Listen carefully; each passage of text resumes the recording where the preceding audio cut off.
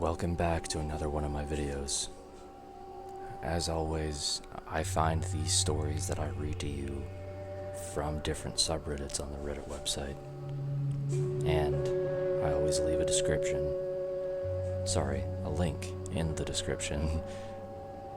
So that way, instead of watching gameplay through the video, you can read along if you would like to. That said, let's get into the video. The Haunting of Whispering Pines.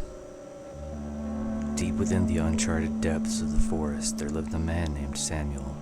His humble abode, tucked away from the prying eyes of civilization, was a solitary cabin, surrounded by towering trees and an eerie silence.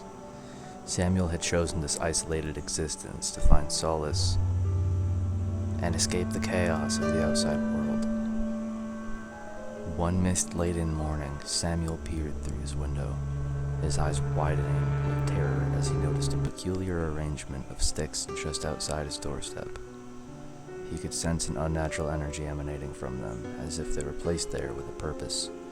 Fear gripped his heart, for he knew that the forest was rumored to be a haven for dark magic and witchcraft. Unable to resist his morbid curiosity, Samuel cautiously stepped outside, his footsteps a mere whisper in the damp undergrowth. As he approached the stick formation, a shiver ran down his spine, and a foreboding presence seemed to envelop him. Suddenly the sticks began to writhe, twisting and contorting themselves into grotesque shapes as if they were alive. A cold wind howled through the trees, and the once tranquil forest transformed into a sinister realm. Samuel's heart pounded in his chest as a cacophony of unearthly whispers filled the air. He stumbled backward, desperate to escape the encroaching darkness that loomed before him. In the blink of an eye, the sticks converged and solidified, forming an ominous gateway. From within the portal emerged a terrifying demonic creature. Its eyes glowed like burning coals. Its jagged teeth glistened with malevolence, and its twisted limbs moved with unnatural grace. Samuel's blood ran cold as the creature fixated its gaze upon him, its presence suffocating the air around them. A voice echoed in his mind, a cacophony of torment and despair. "You have trespassed upon sacred ground, mortal," the creature hissed, its voice drooping with malice. "Your soul shall be my prize." Samuel's survival instincts kicked in, and he turned to flee, stumbling through the dense underbrush as the creature pursued him relentlessly. The forest seemed to conspire against him, branches reaching out like gnarled hands, thorns tearing at his flesh. Desperation fueled his every step, but the creature was unrelenting, its unearthly speed closing the distance between them.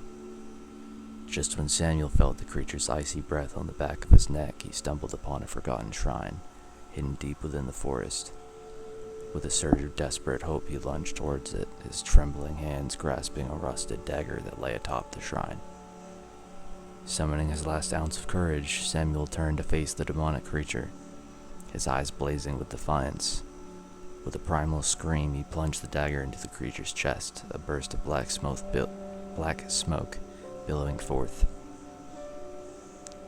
The creature let out a bone-chilling wail, its form dissipating into the ethereal abyss. As the forest fell silent once more, Samuel collapsed to his knees, bloodied and battered but alive. He had survived the encounter, an ordeal that would haunt him for the rest of his days. From that day forward, he knew the forest held ancient secrets and lurking horrors that were better left undisturbed, and vowed to never again venture into its depths, for fear that the dark forces that dwelt within would come for him once more. I desperately need advice. Please hurry. About a week ago, my wife began displaying a myriad of strange manic behaviors. I realized something was abnormal when I woke up one morning with her standing over me, just watching. When I asked her if everything was alright, she spoke to me with words of adoration and expressed her obsession with me. It was like she fell in love with me all over again. Some might say how lucky I am to have such a bright spark rekindling my marriage after 17 years. but I assure you it's not like that. For the remainder of the day, she wouldn't leave my side. Anytime I tried to sneak off to breathe some unshared air, I heard her frantic footsteps stamping the floor as she searched for me, screaming my name.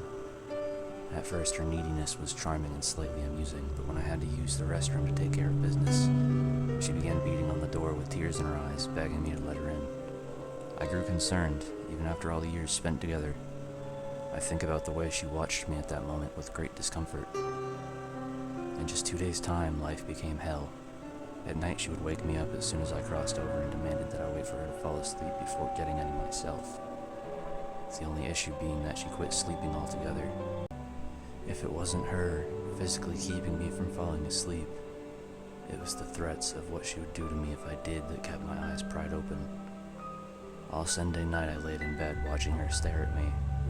I wasn't allowed to turn over because she requested that she see my face. By the morning I was delirious, a total madman. My salvation was my alarm. I got out of bed and, in total synchrony, she got up with me. I walked to the closet to grab my work clothes with no intention of actually going. There was a hotel a few towns over. I planned on checking in to get some sleep and call every doctor in the area to find out what the hell was going on with my wife. She asked what I was doing as if she hadn't seen me get up for work for the past 2 decades. When I told her where I was going, she stared at me with confusion as if she had no concept of what work was. After telling her that I had no choice and I needed to get to work, she curled her fist and flattened me with power I didn't know a 120-pound woman could have. For the next few days, I only got out of bed to relieve myself, my wife always watching. I was a prisoner in my own home. The sleepless nights deteriorated my mind. Work blew up my phone, but I wasn't allowed to answer unless I wanted to suffer the consequences. On the final night of the charade, I shut my eyes, my body forcing sleep upon me. When she gave me a gentle nudge to wake me up, I snapped. I couldn't take it anymore. I jumped out of bed, ran out of the room. Outside in the shed, there was a 20-ounce claw hammer hanging from my workbench. It was going to be a classic tale of she drove me to it. When I opened the shed door, I fell to my knees, my beautiful wife's body laid on the blood-stained floor, entirely mutilated. Fear still frozen in her eyes. My beautiful wife that had given me the best years of my life. My beautiful wife that was supposed to be in my arms as we grew old together. Upstairs through the bedroom, the horrendous thing staring down at me. I want to go to the authorities, but I'm terrified that whatever it is inside my house impersonating my wife will suddenly take off, leaving me alone to explain the remains in the shed. I don't see a way out of this, and I am writing in fear of what's going to happen when I go back in the house. I desperately need advice and fast. Now it's calling my name. Until I figure out my next move, I need to go inside and obey. If you liked that video, then like the video. If you're going to bed soon, sweet dreams. And if you have a full day ahead of you, I hope it goes well. Thank you for taking your time to spend on watching one of my videos on my channel, and I'll catch you in the next one. Ciao.